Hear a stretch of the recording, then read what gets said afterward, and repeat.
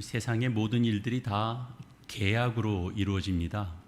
여러분께서 사시는 집이 전세시면 전세 계약을 하셨을 것이고, 사셨으면 매매 계약을 하셨을 겁니다. 여러분이 다니시는 직장도 사실은 계약으로 이루어지는 것이고, 우리 일상의 삶의 모든 상거래도 사실은 다 계약 관계 속에서 이루어집니다. 또 엄밀하게 따지면 우리 결혼도 일종의 계약이라고 말할 수 있습니다. 한 남자와 한 여자가 만나서 남편과 아내가 되자, 그렇게 이제 약속을 하는 계약인 거죠. 상거래가 되었던 일상의 그 인간관계가 되었던 우리가 한편으로 치우치지 않도록 우리가 공평하게 하는 게 중요하겠죠. 그런데 우리가 아무리 공평하게 하려고 해도 때로는 어느 쪽으로 그 유리한 어떤 조건이 다 될 수 없는 것이 바로 세상사입니다. 신자들은 이런 일을 겪을 때 신자이기 때문에 우리가 조금 양보하는 쪽을 택하는 것이 좋겠다, 이제 그런 생각을 하고 그렇게 종종 말씀도 나눴습니다. 근데 이런 이야기를 하면 왜 꼭 그리스도인들이 맨날 손해만 봐야 돼요? 이렇게 이제 반문하게 되는 그런 경우들도 종종 있습니다. 이런 생각을 해보면 어떨까요? 하나님은 정말 우리 때문에, 우리를 위해서 늘 손해만 보셨다, 그 생각을 한번 해보면 어떨까요? 하나님은 계약관계로 보자면 하나님 편에서는 인간을 대상으로 항상 이런 표현을 해도 되겠다 싶은데, 하나님은 항상 손해보는 장사만 하셨습니다. 항상 손해보는 장사만 하는 매우 이상한 계약 당사자이십니다. 사람은 실제로 하나님께 뭘 보태줄 만한 일이 없습니다. 인간은 끝없이 하나님을 실망시켰고, 실제 언약 관계 속에서도 그 언약을 깨트린 쪽은 언제나 인간 쪽이었습니다. 오늘 읽은 이제 본문으로 삼은 말씀은 이제 4절 말씀인데요. 짧지만 하나님께서 우리를 향하여 보여주시는 그 크신 은혜가 잘 드러나 있습니다. 굳이 말하자면 우리는 적게 주고 하나님은 많이 주시는, 하나님과 우리의 이상한 상호관계가 잘 드러나 있습니다. 우선 17절에 있는 우리말 성경에는 내가 오늘 여호와를 내 하나님으로 인정하고, 이렇게 이제 시작하고 있습니다. 이 인정한다라는 말은 그 히브리 말의 그 의미를 그냥 그대로 직역을 하면 너는 여호와를 말하라, 그런 의미입니다. 그러니까 공식적인 선포인 거죠. 그러니까 이스라엘 편에서 하나님이 어떤 분이신지를 말하는 겁니다. 내가 또는 우리가 하나님은 어떤 분이십니다, 이렇게 크게 말하도록 명령하신 셈입니다. 우리가 그냥 인정한다라고 하면 그냥 마음속에서 그렇게 동의하고 그렇게 받아들이는 것, 그렇게 우리가 이해할 수 있습니다만, 히브리 말의 1차적인 의미는 외적이고 공적인 선포의 그 성격이 강하게 담겨져 있습니다. 그래서 이건 마음속으로 그냥 조용히 받아들이는, 마음속으로 조용히 결정하는 그런 일과는 다른 겁니다. 너희는 여호와께서 어떤 분이시다라고 크게 말하라, 이렇게 말씀하시는 셈입니다. 여호와 그분이 나의 하나님이십니다, 이렇게 외치라라는 거죠. 그러니까 17절 말씀에 있는 그 문맥의 구조는 우리가 하나님에 대하여 말하는 겁니다. 천명하는 겁니다.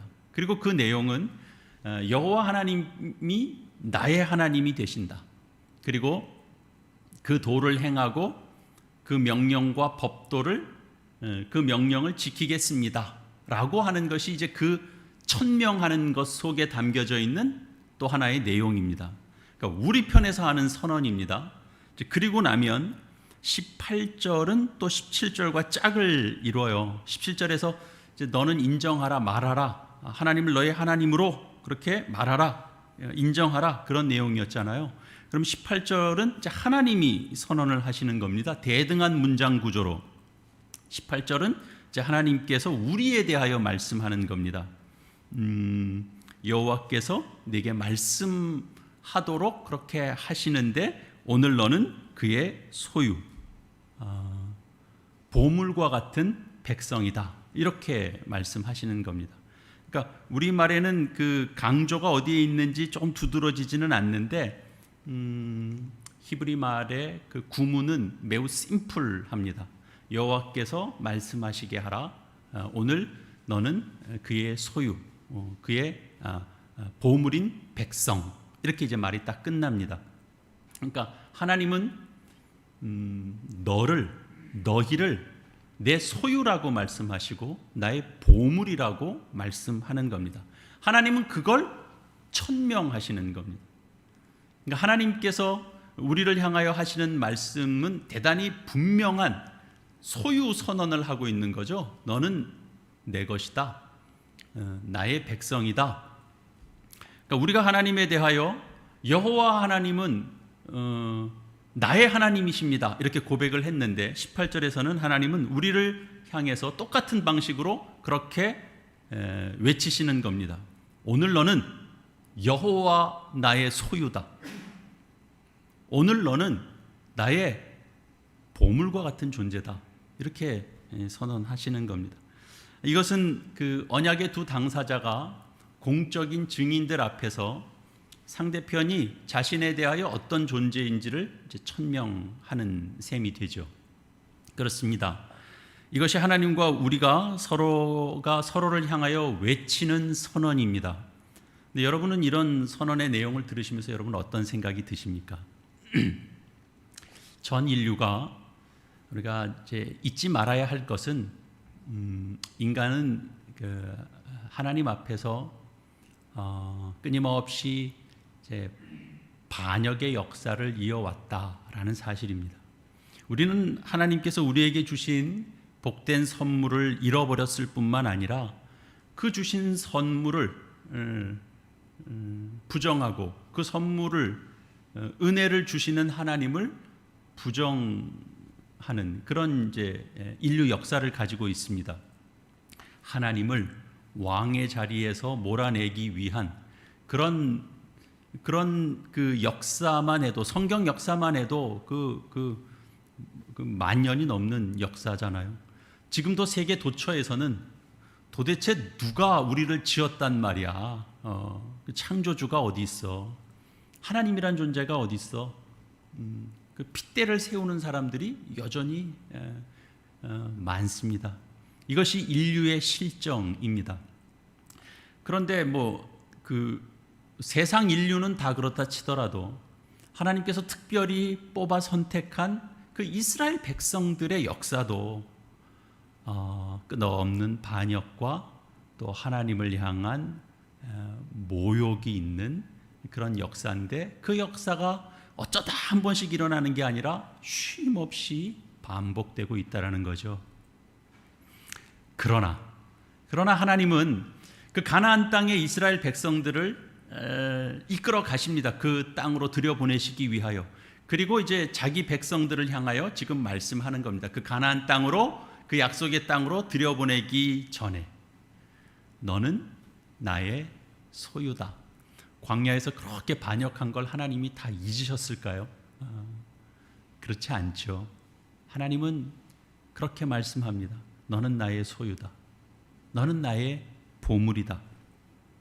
우리가 언제 이런 말을 들을 만한 자격이 있었을까요? 이스라엘 백성은 그런 자격이 있었나요?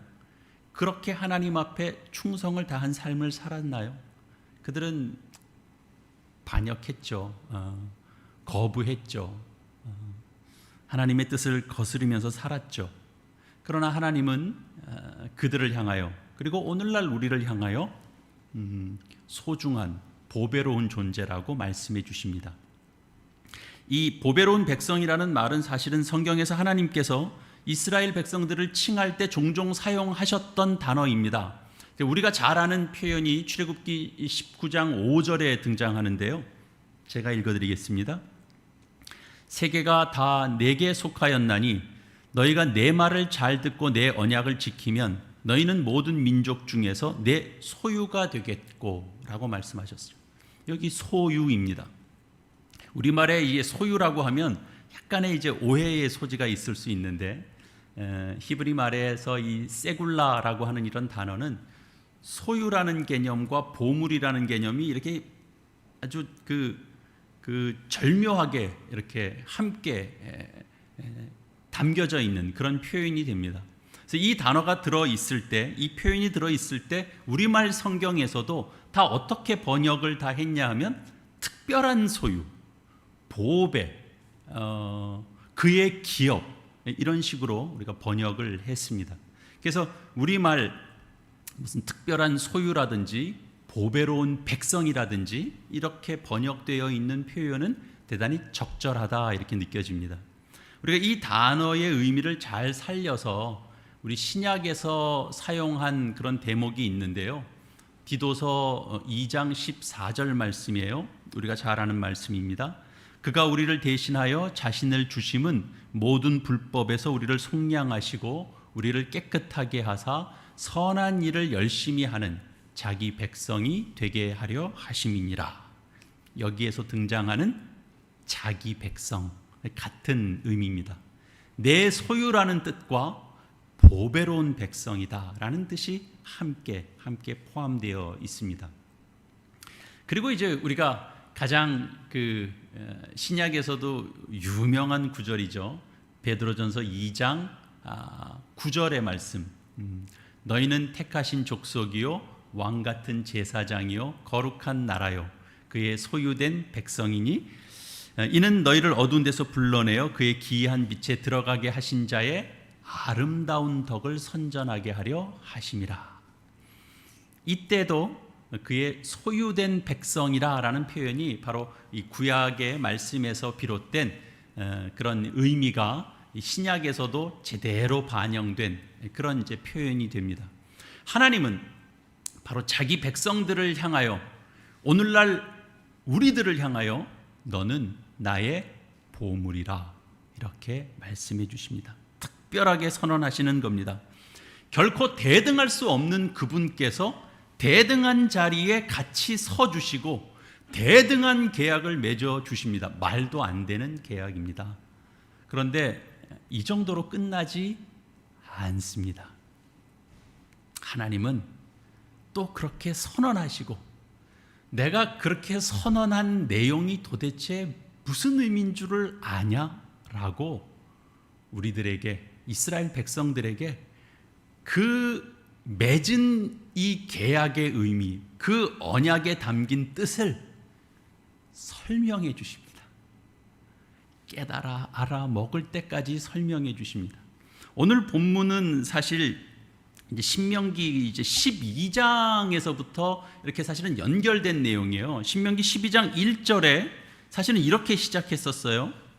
내 조상의 하나님 여호와께서 내게 주셔서 차지하게 하신 땅에서 너희가 평생 지켜 행할 규례와 법도는 이러하니라. 그러면서 이제 쭉 13장, 14장 이렇게 넘어와서 이제 26장 오늘 본문의 16절에 오늘 내 하나님 여호와께서 이 규례와 법도를 행하라고, 그러니까 이 규례와 법도를 행하라고, 이 말은 뭐냐면 앞에서부터 쭉 설명했던 모든 것들을 총체적으로 아우르는 말씀입니다. 그래서 행하라고 내게 명령하시나니 그런즉 너는 마음을 다하고 뜻을 다하여 지켜 행하라. 이렇게 마무리됨으로써 사실은 신명기 12장에서부터 쭉 이어져 온 것의 결론적인 말씀이 됩니다. 이 한 절이지만 사실은 크게 아우르는 하나의 결론이 됩니다. 하나님은 자세하게 설명해 주십니다. 우선 대표적으로 10계명을 주셨잖아요. 하나님 외에 다른 신을 두지 말라로부터 시작해서 우리가 이웃과 어떻게 관계를 맺어 가야 되는 것이 하나님을 사랑하는 것이 되는지를 하나님께서 십계명에 담아서 알려주셨습니다. 근데 그걸로 끝나셨나요? 그렇지 않죠. 별걸 다 가르치시고 설명해 주셨어요. 이웃들과 어떻게 살 것이며, 너희는 농사를 어떻게 질 것이며, 너희가 농작물을 딸 때는 어떻게 그 과실들을 따야 되고, 어떤 건 따지 말아야 되고, 추수할 때 싹 다 거둬라고 말씀 안 하셨죠.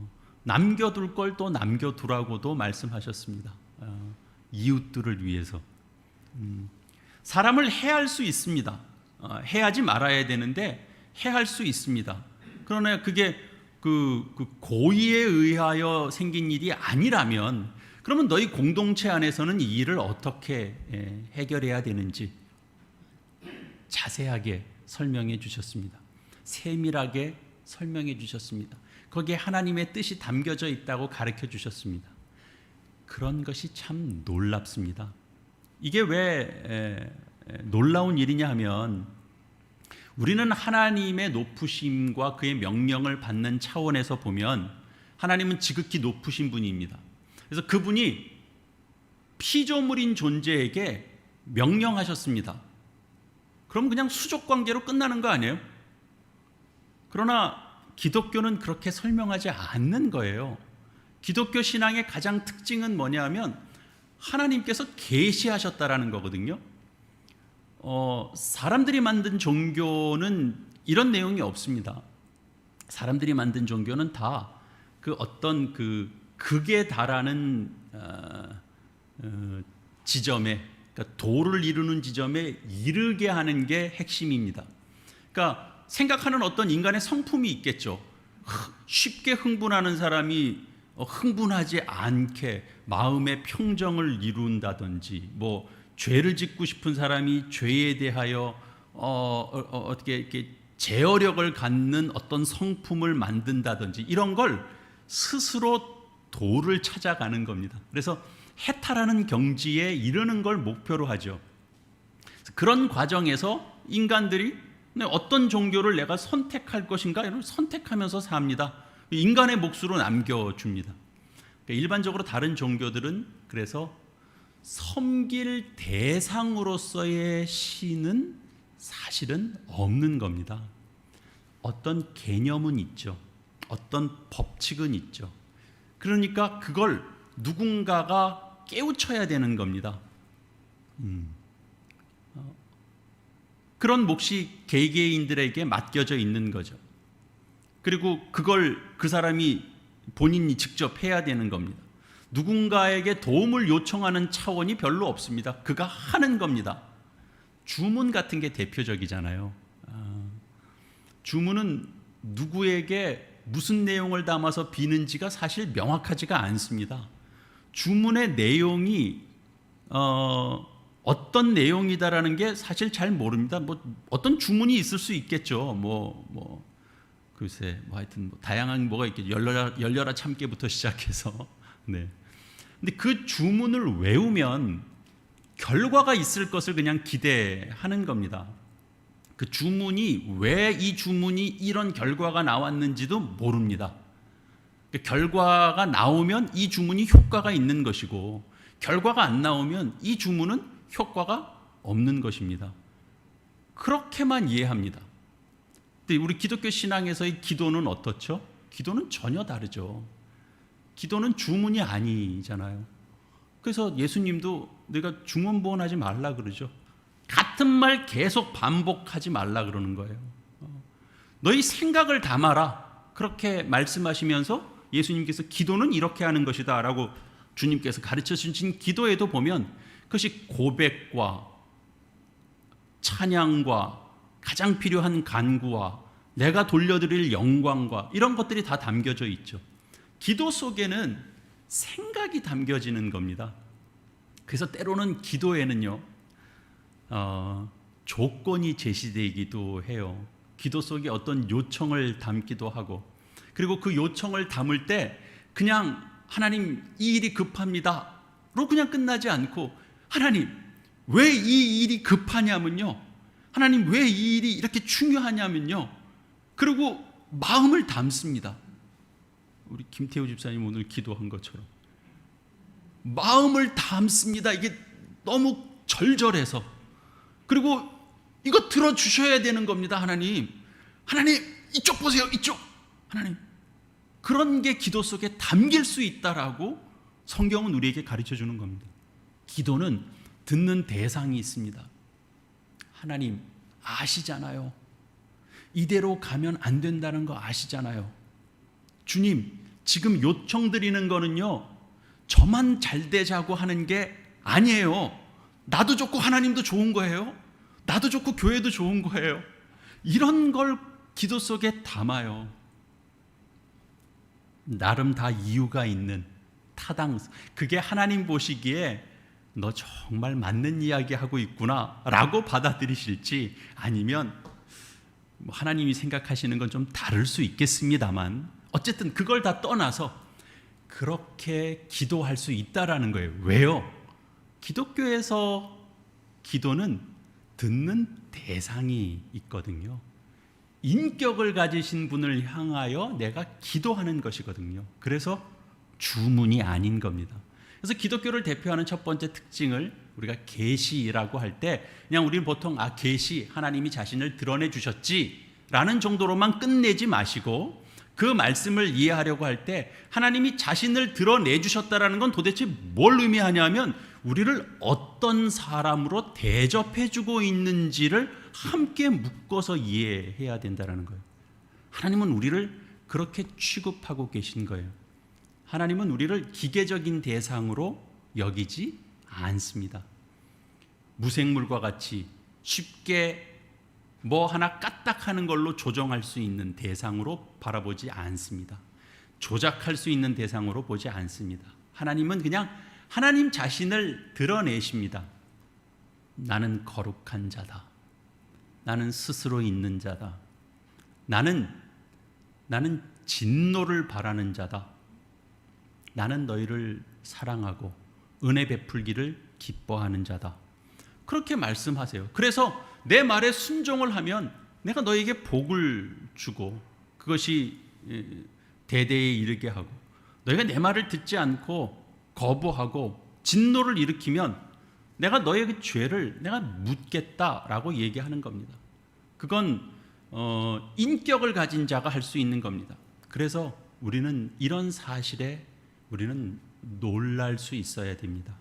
너무 당연한 것처럼 우리가 생각하게 되는데요, 우리는 인간의 본성이 죄라는 걸 우리가 확인하죠. 이런 인간을 하나님은 끝까지 붙드시고 인간과 씨름하시고 내가 고쳐낼 때까지 포기하지 않으시고 우리 삶에 관여해 주시고 있습니다. 우리가 그것을 기억해야 됩니다.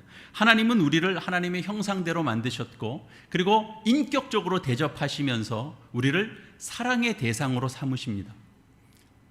하나님 자신을 드러내시고 설명하시는 그런 대상으로 우리를 삼으신 겁니다. 우리에게 알려주고 싶으신 겁니다. 우리가 그걸 절대로 놓치면 안 됩니다. 우리 신명기 우리 26장을 본문 말씀으로 봤는데요, 한 두세 장 넘기시면 신명기 30장 말씀 보시면, 신명기 30장의 이제 끝절이 되겠습니다. 19절, 20절 우리 두 절 말씀 같이 읽겠습니다. 시작. 내가 오늘 하늘과 땅을 불러 너희에게 증거를 삼노라. 내가 생명과 사망과 복과 저주를 내 앞에 두었은즉 너와 네 자손이 살기 위하여 생명을 택하고 내 하나님 여호와를 사랑하고 그의 말씀을 청종하며 또 그를 의지하라. 그는 내 생명이시요 내 장수이시니 여호와께서 내 조상 아브라함과 이삭과 야곱에게 주리라고 맹세하신 땅에 내가 거주하리라. 너희는 살기 위하여 생명을 택하라. 내가 생명과 사망과 복과 저주를 내 앞에 둔다. 이렇게 말씀하셨습니다. 그리고 생명을 택하라, 복을 택하라 이렇게 말씀합니다. 너 이거 안 택하면 내가 당장 벌 준다, 이게 목적이 아니고 하나님은 이렇게 놓고 하나님 하시고 싶은 말은 뭐예요?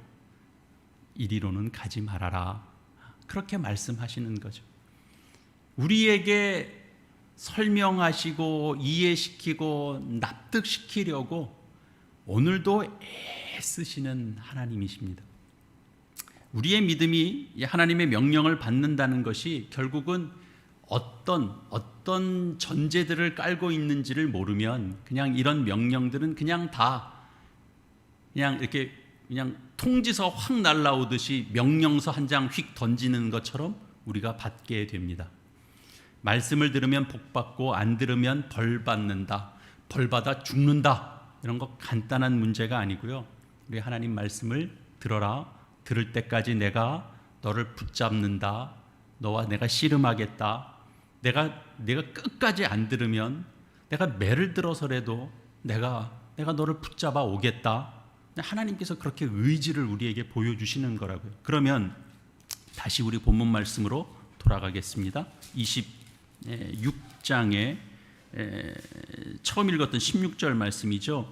오늘 내 하나님 여호와께서 이 규례와 법도를 행하라고 내게 명령하시나니 그런즉 너는 마음을 다하고 성품을 다하여 지켜 행하라입니다. 우리와 계약을 맺으시는 그분의 인격이 그대로 담겨져 있습니다. 그러니 우리에게도 뭘 요구해요? 마음을 다하고 성품을 다하여 라고 말씀하죠. 우리의 인격과 성품으로 하나님의 편을 든다라는 그런 것. 그러니까 그냥 저 누구 다치게 한 적 없어요. 저 누구 속인 적 없어요. 저 잘 되자고 거짓말한 적 없어요. 그냥 그런 식으로 내가 법을 지켰다 안 지켰다, 내가 규칙 세워진 거를 내가 지켰다 안 지켰다, 그 정도로 끝나는 게 아니고 너의 속이, 너의 심령이, 너의 성품이, 너의 그 인격과 너의 존재가 하나님의 법을 즐거워하라, 그런 의미입니다. 하나님이 이스라엘 백성에게 규례와 법도를 베풀 때 나는 너희를 종되었던 애굽에서 인도하여 낸 너희의 하나님 여호와이니라, 그러니 너희는 내 말을 지키라, 이렇게 이제 말씀하시죠. 그러니까 하나님께서 이 복된 약속을 주실 때도 꼭 기억하게 하는 내용이 있습니다. 종되었던 애굽 땅에서 너희를 꺼내지 않았느냐, 너희를 불러내지 않았느냐, 이 생명에 속한 것들을 너희가 선택하며 살아라 라고 지금 말씀하시죠. 이스라엘 백성들에게 건져내시는 분, 복을 주시는 분, 사망과 저주에서 구출해 내주시는 분, 그런 능력이 있으신 분, 바로를 치시는 분, 너희의 생사화복을 쥐고 계시는 분, 그런 분으로 알려주시며 너희는 내 말을 즐겨 들어라, 이렇게 말씀하고 있는 겁니다. 그래서 하나님은 이스라엘 백성들에게 말할 때 너희가 내 말을 듣고 지키면 너희가 복되고 너희를 내가 만국 중에서 높이리라, 이렇게 말씀하고, 그리고 거기에 대하여 너희는 네 그렇습니다 라고 답하도록 그렇게 하나님께서 말씀하시죠. 그래서 이스라엘 백성들이 하나님 앞에 약속합니다. 또 그 말을 듣고, 그죠? 다 해놓으신 거잖아요. 다 해놓으시고 이런 말을 듣는데 예라고 아멘 안 하는 사람이 누가 있겠습니까? 아멘입니다. 하나님, 제가 하나님의 백성입니다. 하나님은 저희의 하나님입니다. 그렇게 고백하자 하나님은 거기에 더 말도 안 되는 약속을 붙여주시는 거죠. 그리고 이제 하나님이 그 약속 속에서 이스라엘 백성들 속에 하나님이 그 약속하신 것을 지켜내시는 겁니다. 이거는 인격과 인격이 서로 대하는 관계가 아니면 있을 수 없는 것입니다. 상대방이 약속을 안 지킨다고 해서 하나님께서 그 약속을 파기하시지도 않습니다. 하나님께서 하시려고 하시는 이 약속의 가장 본질적인 내용은 우리가 이 하나님의 성품을 보고 배우고 이어받아서 하나님께서 기뻐하시는 자리까지 우리가 인격적인 차원에서 더 하나님을 닮아가는 자의 자리로 나아가게 하도록 하나님께서 이끌고 있다라는 사실을 우리는 놓쳐서는 안 됩니다. 그러려면 하나님께서 의지를 가지시고 이끌어 가시지만 내가 돼야 되잖아요. 그래서 약속으로 맺는 겁니다. 약속으로. 우리는 종종 신앙생활 하면서 하나님께서는 내 기도를 정말 들으시나? 이런 의구심이 들 때가 종종 있습니다. 그 열심을 가지신 하나님, 그 능력 많으신 하나님, 그 하나님이 오늘 내 삶에는 왜 역사를 안 해주시지? 그러면서 우리 예수 그리스도 안에 있는 은혜를 풍성히 누리면서도 우리가 다급하거나 우리가 뭔가 아쉬운 생각이 들면 내가 사는 시대가 이 신약 시대가 아니고 구약 시대라서 바로 뭔가 하나님의 증거가 확 나타나는 시대를 살았으면 좋겠다. 그런 마음이 들 때도 있습니다. 그러나 우리가 아무리 간절히 기도한 것에 하나님께서 뭔가 이렇게 분명하게 보이는 답으로 우리에게 주어지는 것이 없다고 해도 그 순간조차도 우리가 성경 전체를 열어서 이 하나님께서 어떤 열심을 가지고 우리에게 관여하고 있는지를 우리가 잘 기억해야 됩니다. 하나님의 신실하심, 그 복되심, 그 열심, 이 이스라엘 백성들과 얼마나 긴 시간의 역사를 가지고 끌고 오고 있는 이 지칠 줄 모르는 이 열심을 우리는 기억해야 됩니다. 몇천 년을 두고 하나님은 증거로 삼으십니다. 내가 신실하게 너희를 붙들고 가겠다라는 거죠.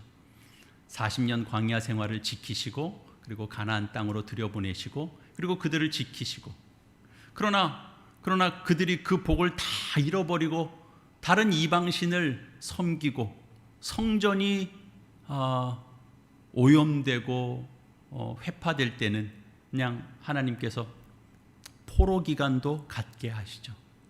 그렇게까지 자기 백성을 놓지 않으십니다.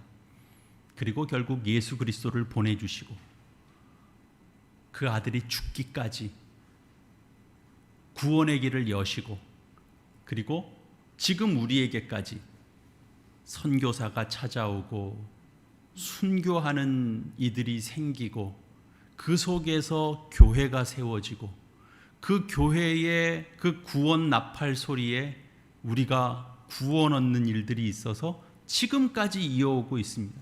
이스라엘 백성들의 역사 정도가 아니라 하나님은 얼마나 신실하게 자기 백성 삼는 일을 지금도 어떤 장애와 장벽이 있어도 이끌고 가시는가 하는 것들을 우리는 기억해야 됩니다. 이 시대에 여전히 방해가 있고 왜곡이 있고 대적함이 있고 반역이 있고 모욕함이 있을 겁니다. 그러나 그 속에서 우리가 고통도 겪고 좌절도 겪죠. 정말 짜증나는 일들이 있죠. 그러나 그런 일들을 겪으면서 하나님이 우리 속에 뭘 만들려고 하시는지, 우리 속에 뭘 심으려고 하시는지 우리는 더 분명하게 바라봐야 할 것입니다. 저희 교회 공동체가 요즘 잠언 말씀으로 매일 아침 큐티를 이어가고 있습니다. 지혜를 가르칩니다. 그 지혜는 다른 것이 아니고 처세술이 아니라 하나님을 경외하는 법을 배우는 것입니다. 세상이 추구해가는 그런 가치는 세상을 살아가는 데는 도움이 됩니다. 때로는 위력을 발휘하기도 합니다. 그러나 세상의 가치, 이 세상의 지혜라고 하는 것은 그것은 근본적인 것도 아니고 영원한 것도 아닙니다. 잠깐 있다가 사라지는 새벽 안개와 같은 것입니다. 이런 지식, 이런 지혜를 추구하면서 살면 결국은 사람은 가벼운 존재 밖에는 되지 못합니다. 방법을 터득해서 세상을 사는 동안에는 세상을 사는 처세술 정도로 잠시 편해지는 시간들은 가질 수 있으나 그 정도에 불과합니다. 그러나 성경이 가르치는 지혜는 인생 자체가 무엇인지를 깨닫게 해줍니다. 세상을 그저 고생 덜하게 살게 하는 처세술 정도가 아니라 하나님과 바른 관계를 맺어가는 그런 지혜를 얻게 하죠. 하나님을 경외하는 것이 지식의 근본이거늘 미련한 자는 지혜와 훈계를 멸시하느니라 라고 말씀합니다.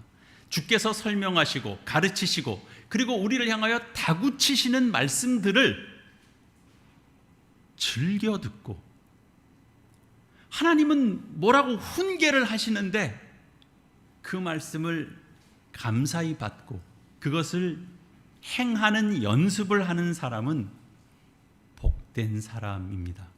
그러나 이 일은 실제로 우리에게 어려운 일입니다. 대단히 어려운 일입니다. 우리 안에는 죄의 유전자가 있기 때문에 그렇습니다.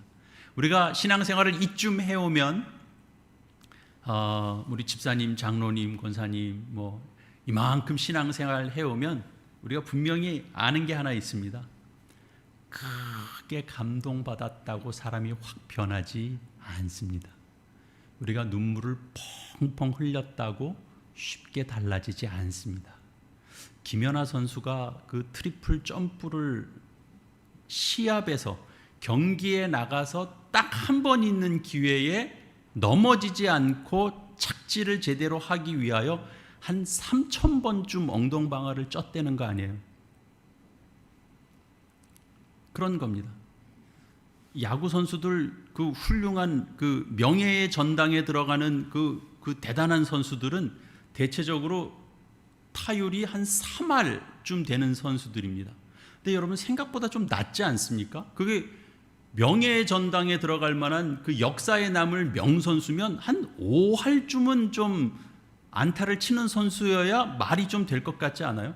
3할 선수면 10번 나와서 7번은 아웃된 선수예요. 성공을 못한 겁니다. 1루 베이스를 못 밟은 사람이에요. 7번 실패한 겁니다. 근데 평균 10번 나와서 3번 정도 살아나가는 선수는 명선수로 역사에 남는 겁니다. 2할 선수는 그냥 쏘쏘, 1할 선수는 선수 생명을 계속 이어가기가 어렵겠죠. 근데 실패가 하는 그런 과정들을 그것을 두려워한다면 우리는 지혜를 얻을 수 없습니다. 여러분, 신앙생활에서 내 뜻과 같이 잘 안 되는 그런 실패를 겪는 걸 두려워하지 마십시오. 그리고 중요한 것은 우리가 홀로 득도하는 싸움을 싸우고 있는 사람들이 아니다라는 사실을 여러분 기억하십시오. 하나님은 진실하시고 간섭하시고 오래 참으시고, 그리고 하나님은 어떻게든 도우시려고 하십니다. 하나님께서 우리 인생에 찾아오셔서 우리를 대접하시고 우리에게 설명하시고 그리고 지혜가 무엇인지를 가르쳐 주시는데 우리의 시행착오를 용납해 주시는 겁니다. 우리가 하나님의 말씀을 거절하고 딴짓을 하는 것까지도 하나님 기다려 주십니다. 그리고 한마디는 하십니다. 거봐, 그러니 돌아와. 그 말씀만 우리 귓가에 들려주시죠. 그리고 돌아온 자들을 향하여 너는 나의 보배로운 백성이다. 너는 처음부터 훌륭한 나의 백성이었다라고 맞아주시는 겁니다. 사랑하는 교회 여러분, 우리 하나님을 알아가는 이런 복된 시간들을 우리가 즐겨 합시다. 우리 하나님을 알아간다라고 할 때 성경 공부 열심히 하라는 내용이 아닙니다. 그분을 알아간다라는 건 그분에 관한 지식을 갖는 것이고 그분이 가지신 뜻과 생각이 무엇인지를 알아가는 것입니다. 그분은 우리 수준까지 낮아지셔서 우리와 약속을 맺으시는데 말이 안 되는 계약을 하시는 분이십니다. 우리에게는 너무 수지 맞은 장사고 계약입니다. 사실은 주님은 왜 이런 명령을 했을까? 그러고 인상 찡그릴 것이 아니고, 사실은 하나님이 우리와 무슨 계약을 맺으셨는지를 생각하면 사실은 표정 관리가 잘 안 돼야 사실은 맞습니다. 좋은 표정 관리가 잘 안 돼야 됩니다. 그런데 하나님은 그 복과 그 은혜를 여전히 깨닫지 못하는 우리를 향하여 오늘도 설명해 주고 계십니다. 납득시켜 주시고 있습니다. 예배로 모이라고 하시고 하나님을 보이시고 하나님의 뜻과 계획을 보이십니다. 그리고 너희는 지혜를 택하라, 너희는 법도를 행하라, 너희는 생명을 선택해라, 너희는 마음을 다해라, 실패를 두려워하지 말아라, 너희는 나의 보배로운 백성이다. 그렇게 말씀해 주십니다. 이 말씀 기억하며 우리 하나님 앞에 이 생명을 선택하며 나아가는 길에 하나님을 늘 인격적으로 기억하며 관계하며 한 날 한 날 살아가시는 저와 여러분 다 되시기를 이 말씀으로 축원합니다. 이 시간 허락하신 말씀을 기억하며 우리가 어떤 삶으로 나가야 할지 우리가 새 마음을 다짐하는 화음의 기도 주님 앞에 드리시겠습니다.